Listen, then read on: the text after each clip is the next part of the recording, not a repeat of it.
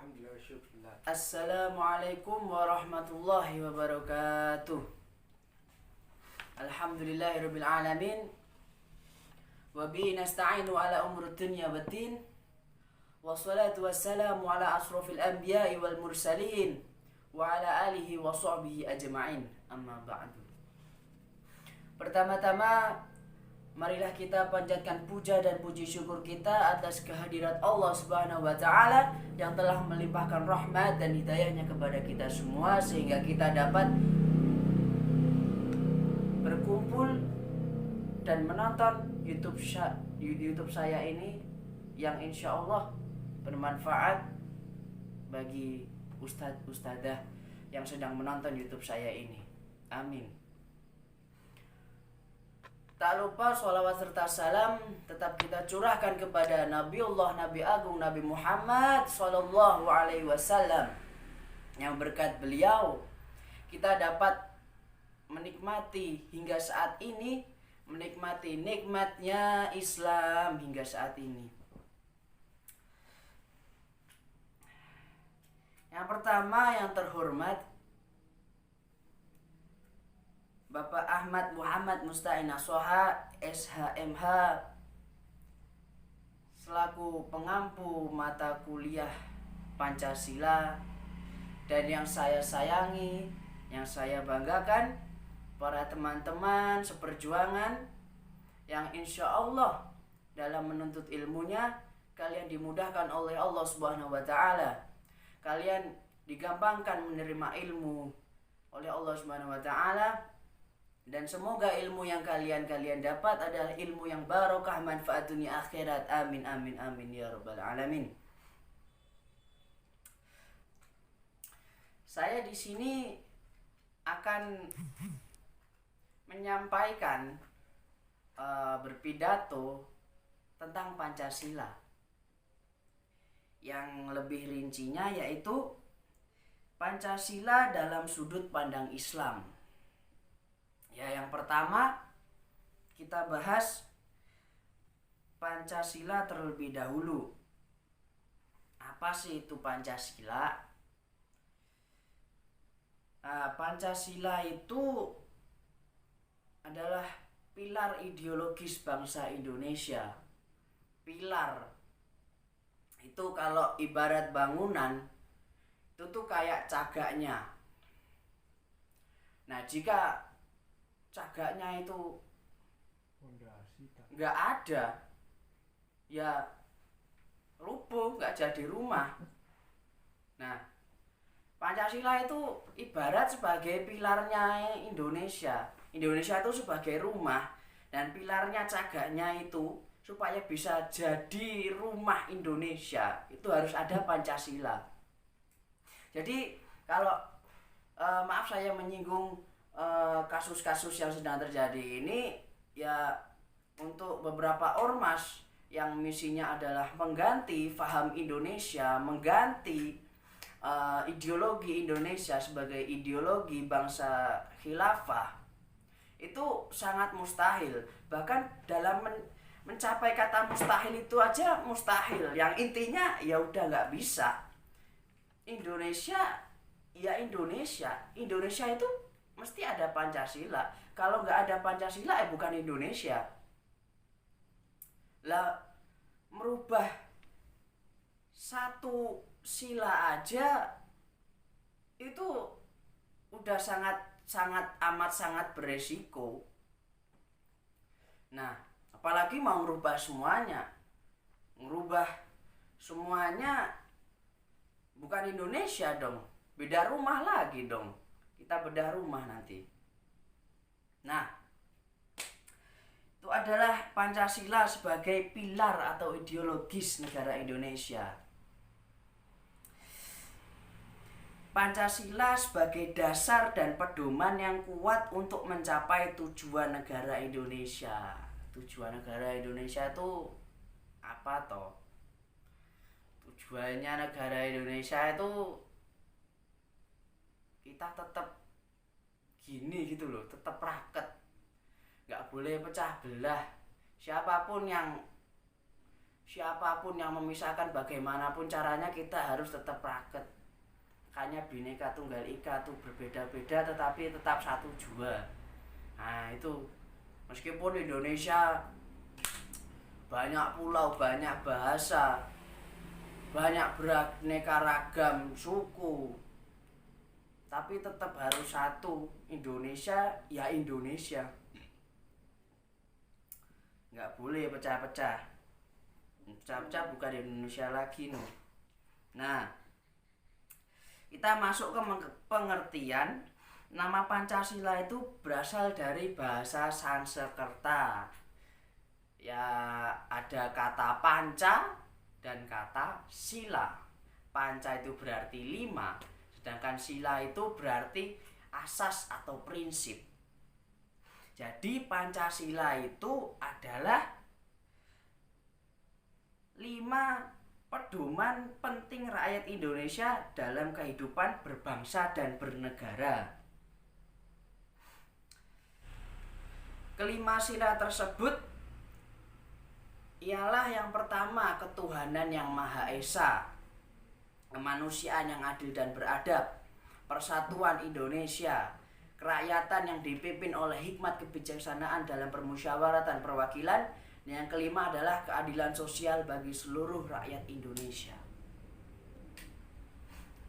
Setiap silanya itu ada lambangnya. Kalau jenengan tahu burung Garuda itu, lah itu kan lambang negara Indonesia. Burung Garuda itu ada filosofinya sendiri. Yang pertama itu burung Garuda. Kenapa burung Garuda? Itu filosofinya itu burung Garuda itu bermakna kekuatan. Nah, itu kan burung Garudanya itu warnanya emas. Emas itu sebagai lambang kemegahan atau kejayaan. Nah, di dalam burung Garuda itu, burung Garudanya itu bawa perisai di dadanya, kayak ada beberapa lambang itu. Nah, itu tuh ada 5. Yang pertama itu lambang bintang. Yang kedua lambang ada rantai emas. Yang ketiga pohon beringin. Yang keempat kepala banteng. Dan yang kelima adalah padi dan kapas. Nah, itu semua ada filosofinya. Nah, yang pertama yaitu ada lambang bintang. Lambang bintang itu artinya sila pertama, ketuhanan yang Maha Esa. Kenapa bintang? Karena itu bintang itu kan bersinar ya. Nah, sebuah cahaya yaitu yang dipancarkan oleh Tuhan yang Maha Esa kepada umat manusia. Nah, yang kedua itu adalah rantai emas, lambang rantai emas. Itu merupakan lambang dari sila kedua, kemanusiaan yang adil dan beradab. Nah, kenapa rantai dan emas? Mata rantai dalam simbol tersebut berbentuk persegi dan lingkaran yang saling mengaitkan. Jadi ada yang bentuknya persegi, ada yang bentuknya lingkaran. Nah, yang persegi itu melambangkan laki-laki, dan yang lingkaran itu melambangkan perempuan. Artinya apa? Nah, artinya tuh hubungan timbal balik antar umat manusia, baik laki-laki maupun perempuan, kan saling mengeratkan, saling gathuk itu ya. Nah, lanjut yang ketiga adalah lambang pohon beringin, yang mengartikan sila ketiga, persatuan Indonesia. Nah, kan pohon beringin itu kan besar, rimbun, meneduhi, mengiupi kalau bahasa Jawanya. Nah, itu tuh artinya tuh Pancasila sebagai dasar negara itu diibaratkan sebagai peneduh bangsa Indonesia, untuk berlindung dan merasa aman. Pohon beringin itu kan juga punya akar tunggang yang kuat. Nah, itu melambangkan persatuan bangsa Indonesia. Harus kuat kayak akar tunggang pohon beringin. Dan yang keempat itu ada kepala banteng. Nah, itu melambangkan sila keempat yang berbunyi kerakyatan yang dipimpin oleh hikmat kebijaksanaan dalam permusyawaratan perwakilan. Nah, kenapa banteng? Nah, kalau jenengan mengamati dan menengeri, nah itu tuh banteng itu termasuk makhluk yang suka hidup bergerombol, berkerumun.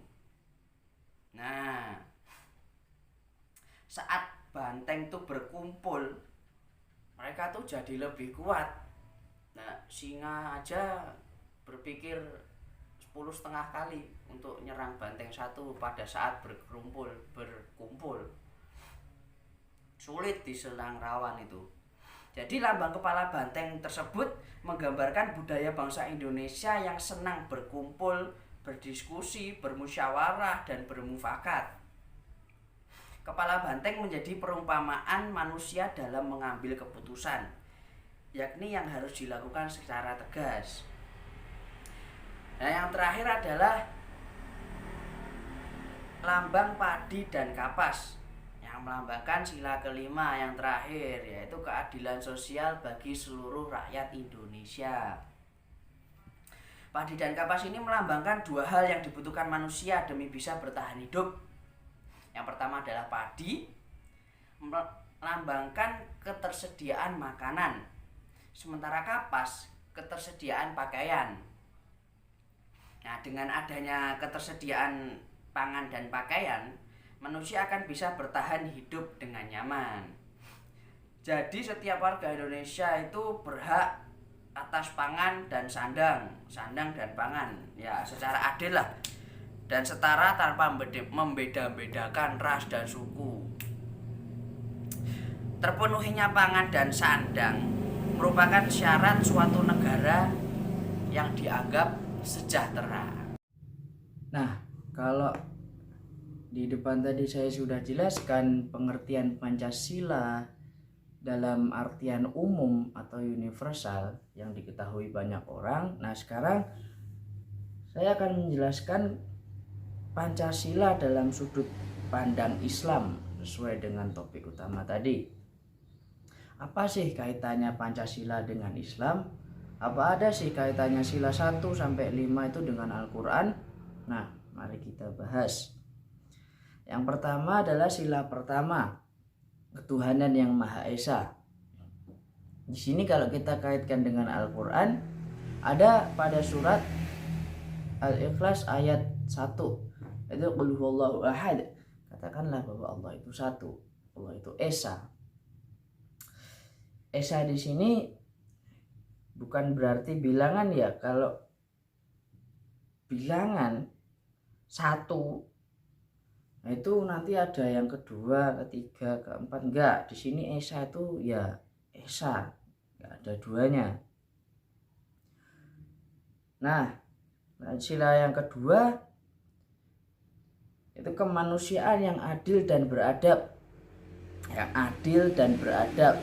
Nah, kalau dari sudut pandang Islam atau dikaitkan dengan Al-Qur'an, itu ada surat di surat Al-Mumtahanah ayat 8 yang berbunyi, la yanhaakumullahu 'anil ladzina lam yuqatilukum fid-dini wa lam yukhrijukum min diyarikum an tabarruhum wa tuqsitu ilaihim innallaha yuhibbul muqsitin.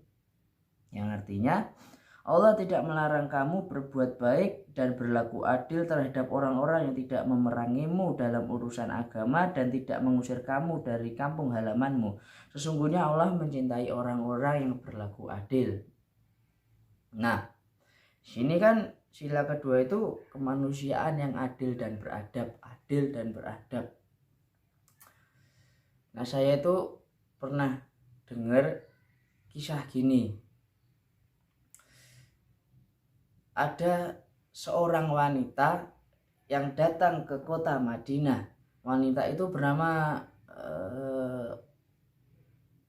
Qutailah binti Abdul Uzza.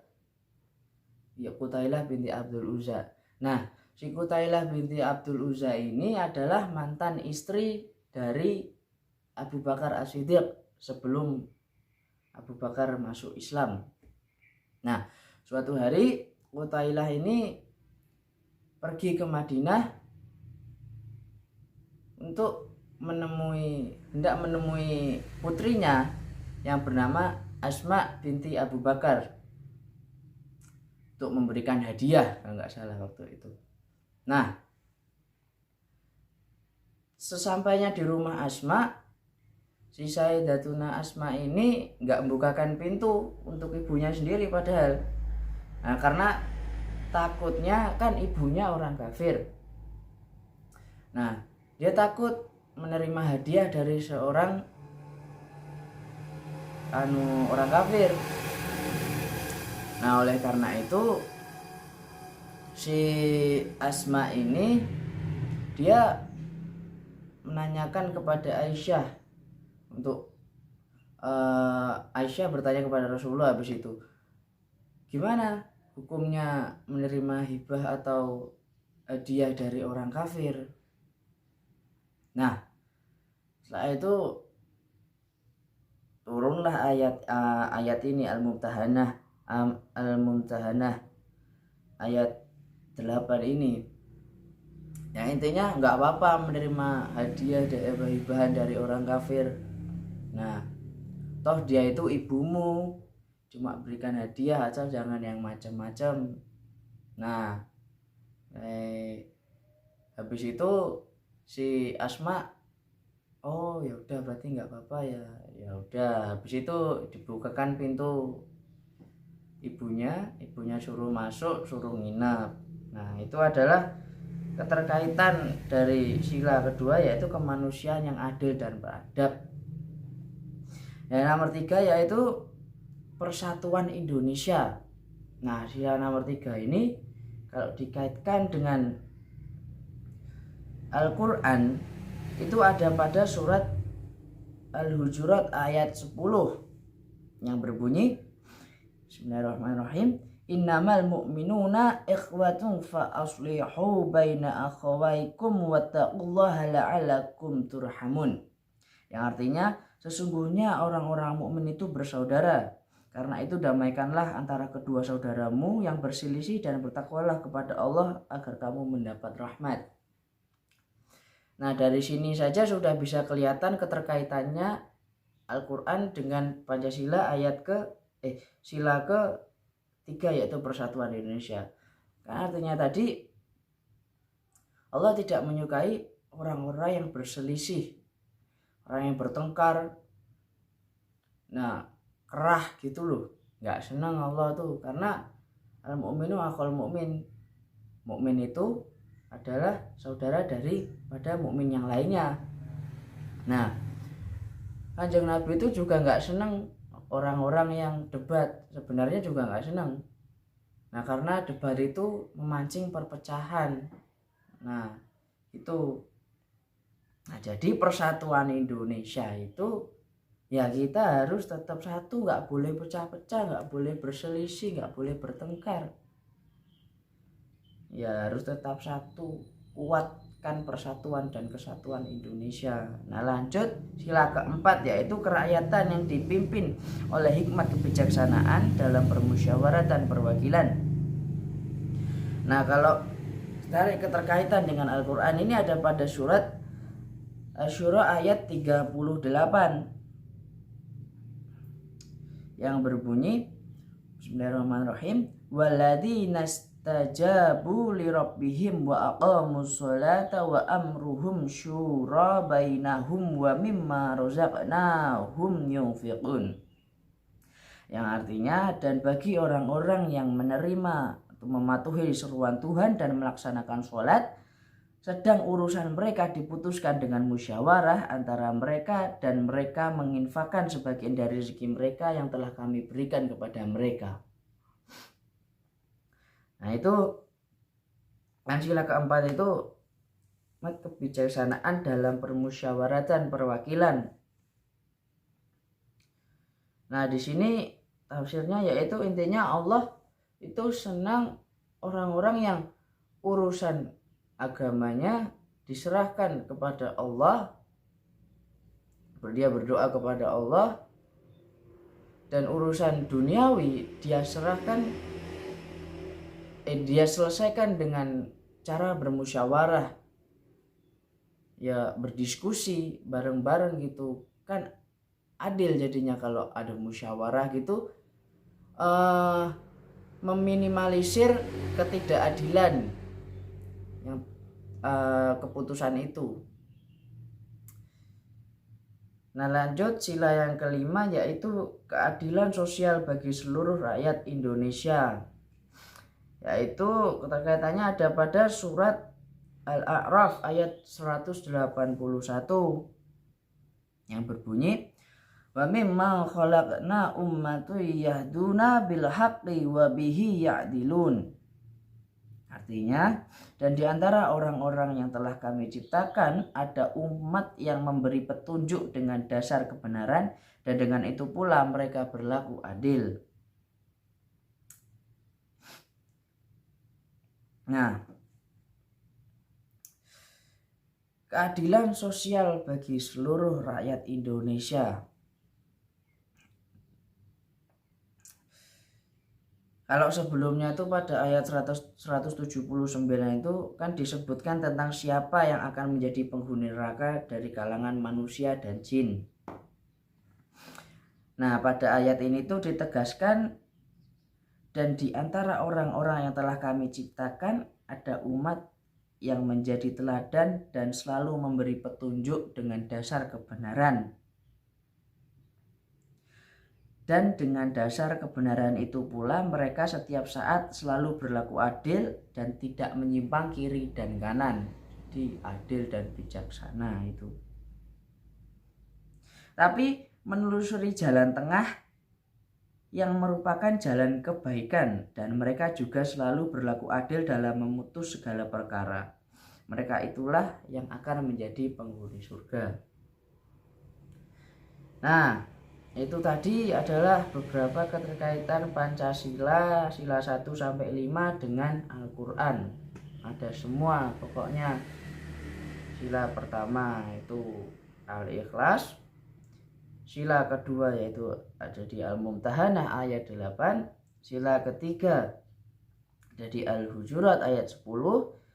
Sila keempat ada pada surat Asy-Syura ayat 38. Dan sila kelima ada pada surat Al-A'raf ayat 181. Ya, mungkin sudah cukup atau itu saja yang dapat saya sampaikan pada kesempatan saat ini, pada kesempatan hari ini. Bila ada kesalahan saya mohon maaf dan mohon koreksinya bagi seluruh viewer atau yang baru melihat YouTube saya ini, dan khususnya untuk Pak dosen, mohon koreksinya bila ada yang salah. Saya mohon maaf, dan bila ada kelebihan ya mohon dikurangi, karena sesuatu yang berlebihan itu nggak boleh, dan kelebihan itu mesti dari Allah Subhanahu wa taala. Wabillahi taufik wal hidayah wa ridhal inayah. Wallahu muwaffiq ila aqwamit thoriq. Assalamualaikum warahmatullahi wabarakatuh. Di sini kita tutup dengan doa. A'udzubillahi minasyaitonirrajim. Bismillahirrahmanirrahim. Allahumma sholli ala sayyidina Muhammad wa ala ali sayyidina Muhammad. Hamdan syakirin, hamdan na'imin, hamdan yu'afini ma yukafi masidah. Ya Rabbana lakal hamdu kama yanbaghi li jalali wajhika wa 'azimi sultanik. Subhanaka la nuhsi thana'an 'alaika kama athaita ala nafsik falakal hamdu hatta tarda wa lakal hamdu idza radit wa lakal hamdu ba'da ridha. Allahumma shalli wa sallim ala sayyidina Muhammadin fil awwalin wal akhirin wa shalli wa sallim ala sayyidina Muhammadin fil nabiyyin wal mursalin wa shalli wa sallim ala sayyidina Muhammadin fi kulli waqtin wa hin wa shalli wa sallim ala sayyidina Muhammadin fil mala'il a'la ila yaumiddin wa shalli wa sallim ala sayyidina Muhammadin hatta tarithal arda wa man 'alaiha wa akhiril warithin. Allahumma shalli salatan kamilah wa sallim salaman taman ala sayyidina Muhammadin alladzi tanhalu bil qad wa tanfariju bil qurab wa taqadu bil hawaij wa tunalu bil raghaib wa husnul khatimi wa yustasqal ghamamu bi wajhil karim wa ala alihi wa sahbihi fi kulli lamhatin wa nafasin bi adadi kulli ma'lumin lak. Allahumma sholli ala sayyidina Muhammad bil qulubi wa dawaiha wa afiyatin abdani wa shifaiha wa nuril absari wa diaiha wa ala alihi wa sahbihi wasallim. Allahumma inni a'udzubika min adzabi jahannam wa min adzabil qabri wa min fitnatil mahya wal mamati wa min syarri fitnatil masih dajjal. Ya Allah biha ya Allah biha ya Allah bi husnil khatimah. Ya Allah biha ya Allah biha ya Allah bi husnil khatimah. Ya Allah biha ya Allah biha ya Allah bi husnil khatimah. Ya aman khaifin amina mimman khafi aman khaifin salimna mimman khafi aman khaifin najina mimman khaf. Rabbana atina fid dunya hasanah wa fil akhirati hasanah wa qina adzabannar ya aziz ya ghafar ya rabbal alamin wa sallallahu ala sayyidina Muhammad nabil ummi wa ala alihi washabbihi wa baraka salam. Subhana rabbika rabbil izzati amma yasifun wa salamun ala mursalin walhamdulillahi rabbil alamin. Al-Fatihah.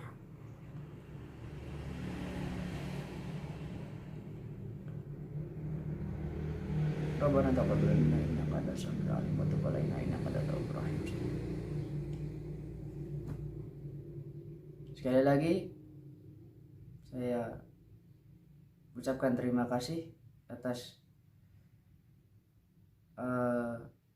partisipasinya dalam menonton video saya ini. Wassalamualaikum warahmatullahi wabarakatuh.